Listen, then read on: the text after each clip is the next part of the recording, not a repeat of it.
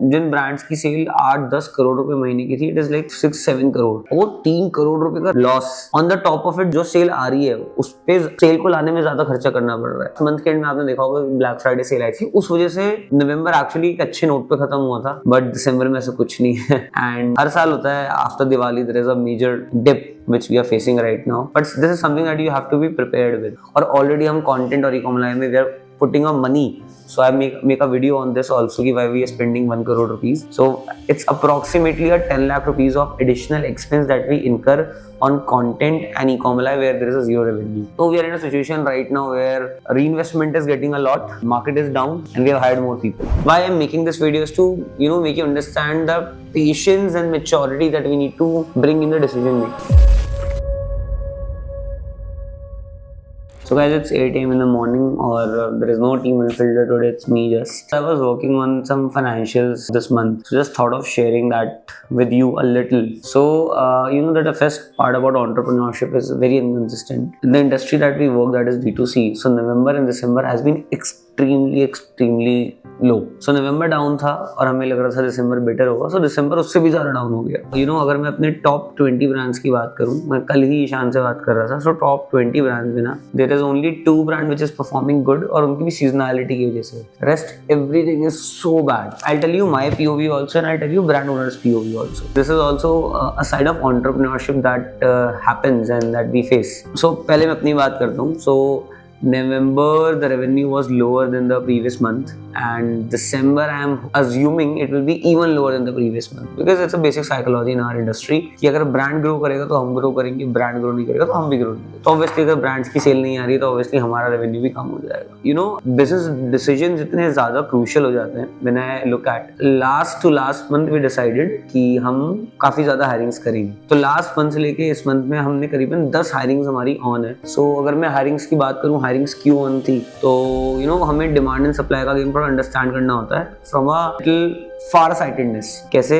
Example जैसे YouTube था, अभी हमने ये स्टार्ट कर रहे हैं, अब हमारी एक वीडियो हर दिन आती है, राइट? तो 3 एडिटर्स लिटरली सिर्फ इसके लिए चलेगा, तो हमें 3 एडिटर्स और हायर करने पड़े। उसके बाद हम जो ई-कॉम टेक बना रहे हैं उसके लिए हमने 2 इंजीनियर्स को डेडिकेटेडली हायर किया। परफॉर्मेंस टीम को हमें थोड़ा सा एक्सपैंड करना है, तो हमें एग्जीक्यूटिव्स चाहिए थे जो टीम के साथ मिलके और ज़्यादा हम लोग एफिशिएंटली काम कर पाए। इसके बाद हमें एक डिज़ाइनर चाहिए था, क्योंकि ब्रांड्स बढ़ते हैं डिज़ाइनिंग पे भी वर्कलोड बढ़ता है। पूरी क्रिएटिव स्ट्रैटेजिस्ट की टीम को हमारे को वर्कआउट कराना था। 2 रिप्लेसमेंट थी ऑफिस के अंदर, तो काफ़ी सारी हायरिंग्स थी। अब यहाँ पे हायरिंग्स बढ़ेंगी तो obviously the expense will increase. Plus अभी हमारी ट्रिप हुई थी, एनुअल ट्रिप, उसका बहुत बड़ा कॉस्ट था। अभी क्रिसमस ट्रिप है, डेकोरेशंस हैं, अभी एयर रिफेयर वाला पूरा कॉन्सेप्ट कराना है, मतलब वो सब कॉस्ट्स आती रहती हैं। But on the other side when the business goes down, it's an extremely challenging place when it comes. Why? Because the numbers shrinks a lot, because cost बढ़ती है, revenue घटता है, and it's a big problem. And when it becomes 1 or 2 months of loss,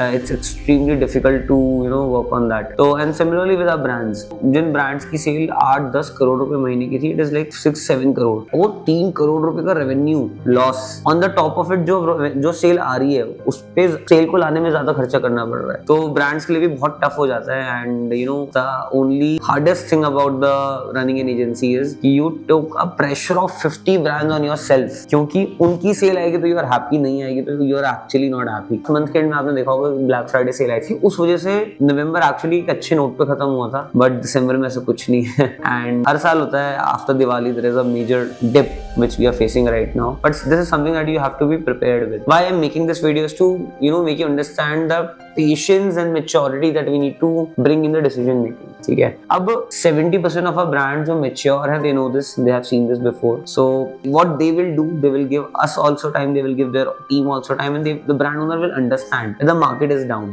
and वो किसी को fire नहीं करेंगे, वो फालतू के लोगों पे प्रेशर नहीं डालेंगे, वो कॉस्ट कट नहीं करेंगे, ठीक है। Whereas कुछ brands, कुछ एजेंसीज, कुछ बिजनेसेस ऐसे होते हैं जो इस टाइम में क्या करते हैं, 3-4 लोगों को फायर कर दिया जो लग रहा था कि they are not giving us high productivity and of no reason. In fact, I'll also be making content very soon on how to fire. So yeah, stay tuned for that also. What is the right time to do this, and what are the things that you should make sure keeping in mind so you have a good relation with people and it is not unfair to anyone. So as a business, I think it's extremely important to be very patient and taking decisions very rightly.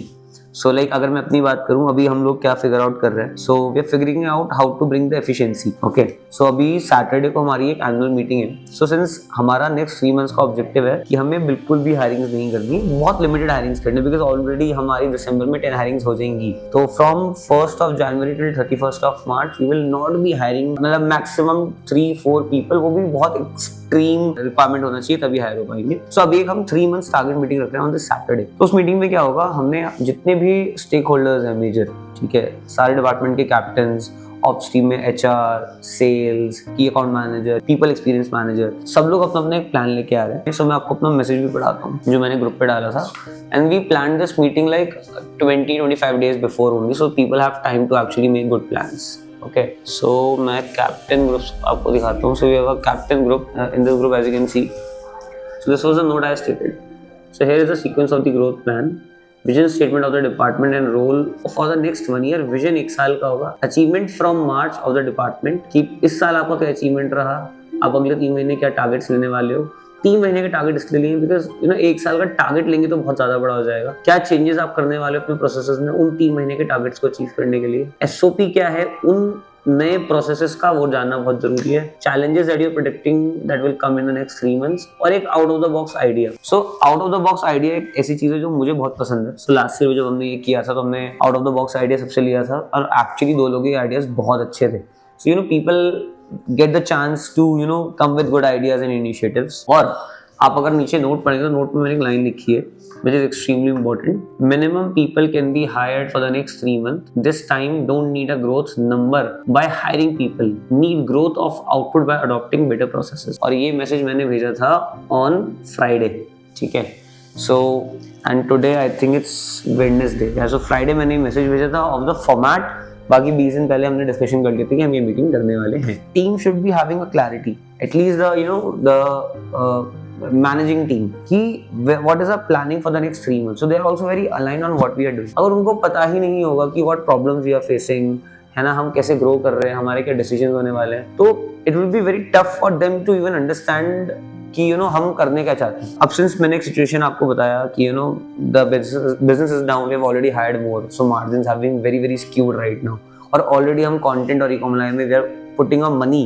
So I make a video on this also, कि why we are spending 1 crore rupees. So it's approximately a 10 lakh rupees of additional expense that we incur on content and e-commerce where there is a zero revenue. So we are in a situation right now where reinvestment is getting a lot, market is down, and we have hired more people. So a little difficult scenario, but yeah, that's what business is all about. क्योंकि ये situations हर साल आती हैं, और साल में 2-3 बार situations आती हैं, and you need to figure out a way to overcome that rather than finding easy solutions. Easy solutions बहुत आसान है, I can just onboard more brands and उससे revenue आ जाएगा, but team पे pressure बढ़ेगा. I can take decisions of leaving the team, but वो तो बिल्कुल हमारे कल्चर के अगेंस्ट है कि हम इस प्रेशर की वजह से टीम को रिलीज कर दें। तो या so this is the decisions that we make. And अब हम इस सैटरडे प्लानिंग रख रहे हैं जिसमें हम सिर्फ एफिशिएंसी पे बात करेंगे कि हमें आउटपुट कैसे बढ़ाना है without improving the cost. And these will not be my ideas, these will be team ideas. So when team will be giving the quality of ideas, then eventually they will be executing it also. 3 महीने में उनके लिए भी बहुत अच्छा रहेगा और हमारे लिए भी। And the seniority profile का बहुत फन होता है। So recently हमने we promoted Daksh from a content marketer to a content manager. Okay, उनके लिए यही ग्रोथ है, ये प्लान बनाना और उस प्लान को एग्जीक्यूट करना इज एन इंडिविजुअल ग्रोथ, ठीक है। क्योंकि सी अगर एग्जाम्पल में बात करूँ, हमारे ऑफिस में एक डिजाइनर है, उसने जीवन काल तक डिजाइन ही बनाना है, राइट। अब वो डिजाइन ऑफकोर्स बढ़ता रहेगा, क्वालिटी अच्छी होती रहेगी, बट उसकी ग्रोथ का है, उसकी ग्रोथ है making these plans, making these decisions. Team के लिए भी अच्छा है, टीम भी कुछ नया कर पाएगी, और आई थिंक बिजनेस के लिए बहुत ज्यादा जरूरी है। So the key takeaways from this one-to-one conversation was, first, business is a roller coaster. Do not take rash decisions when the business is low. Second, I believe is team should be very aligned on what company or the organization is doing. So there is a complete synchronization. अच्छा कर रहे हो तो अच्छा दिखाओ, अगर there is a tough time, so be very honest with the team कि this is the problem and we'll overcome with that. Third, as I always say, जो आपके business ethics है, चाहे बिजनेस अच्छा हो या खराब, you should be always very aligned with the business ethics. So yeah, thank you for watching the video and I hope you like it. This was a very one-to-one conversation. So yeah, thank you. Take care. Have a nice day. See you every day morning, 7 a.m. Bye bye.